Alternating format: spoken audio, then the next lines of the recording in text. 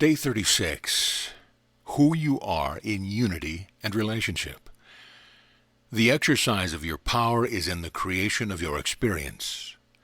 As an ego self, you created an experience for yourself that was separate from all others. You made choices concerning how you would live your life from within the realm of what you considered possible. You did so continuously. This was the way in which you created your experience of a separate existence. Your experiences in their totality you call your life. Yet you have stood apart from these experiences, all of them. You can look back at your life and see its form.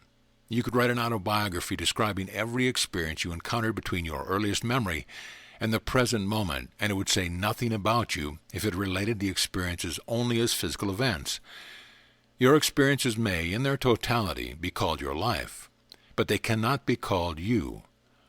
You stand apart, and yet in your choice of and response to your experiences were you revealed, because in this way only were you a creator. Powerlessness is moving through life as a being without the power to create. You have felt like the creator of your life in the choices you have made. The experiences of consequence to you were the experiences of choice. Experiences that were of your choice are those that would move the story of your life along as a personal experience rather than as an experience itself. Even experiences dictated by fate were of consequence only in your response after the fact. The story of your life, in short, would be a story of how you chose to respond day in and day out to the world around you.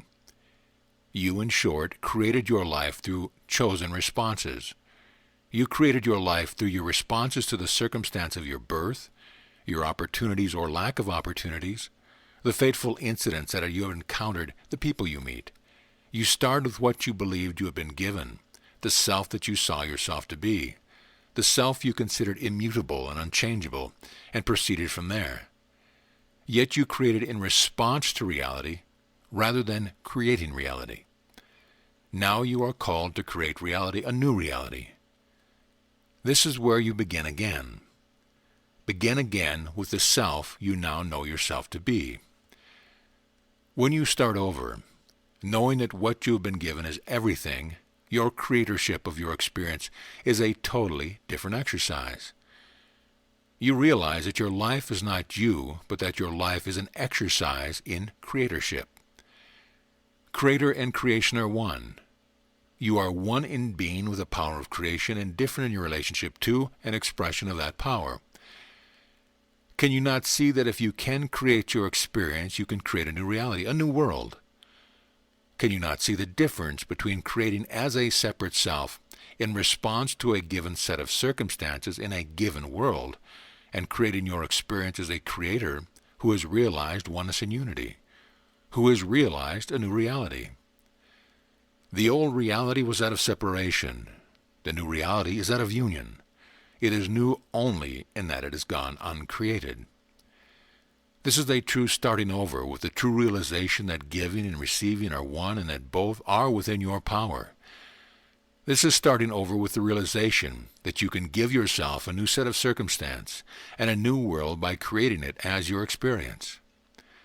This is starting over with the realization that you are now the creator of your experience. You have always been creating because you have always been one in being with God who is endlessly creating. But you are only now a creator in union and relationship. The difference here is all the difference in the world. It is a difference between all and nothing in relationship to one another. Recall the example used earlier. There is no difference between all and nothing without relationship. In relationship, the difference is everything. The same difference is what is meant when it is said that you are one in being and different in relationship. Without your awareness of unity in relationship, it was as if God was everything and you were nothing, as if you were everything and God was nothing. But just as with all and nothing, there was no difference between your being and God's being without relationship.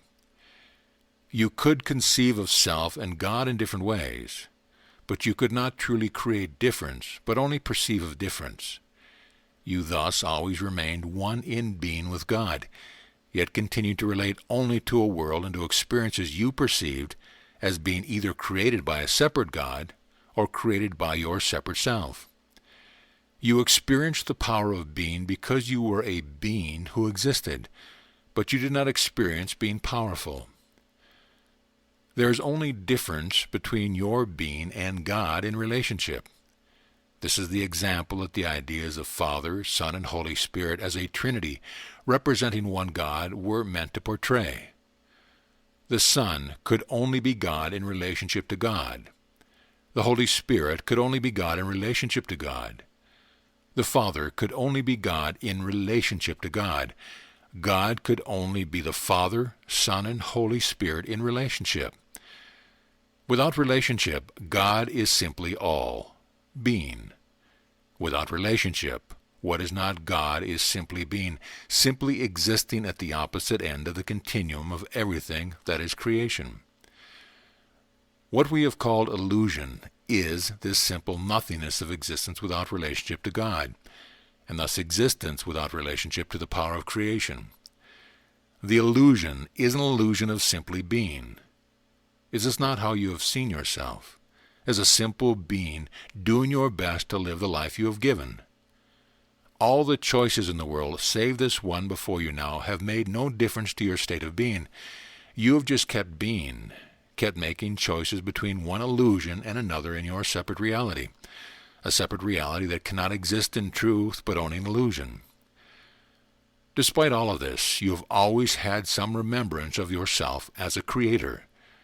Despite all of this, you have loved and feared, grown and evolved, made choices of integrity and courage, responded with nobility or doubt, boldness or timidity, all within a frame of thought and feeling that has felt completely real to you and is completely real to the separate being you have been. Because you have always been one in being with God, this power of being has always been yours. The power to feel, love, hate, anger, compassion, greed, humility, and longing has always been yours. The power to think, rationally or passionately, logically or instinctively, has always been yours. The power to create, everything from weapons of mass destruction to cathedrals of towering majesty, has always been yours. The power to know or perceive even an unreal reality has always been yours. To be a being of feeling, thought, creativity, and knowing or perception is to be one in being with God.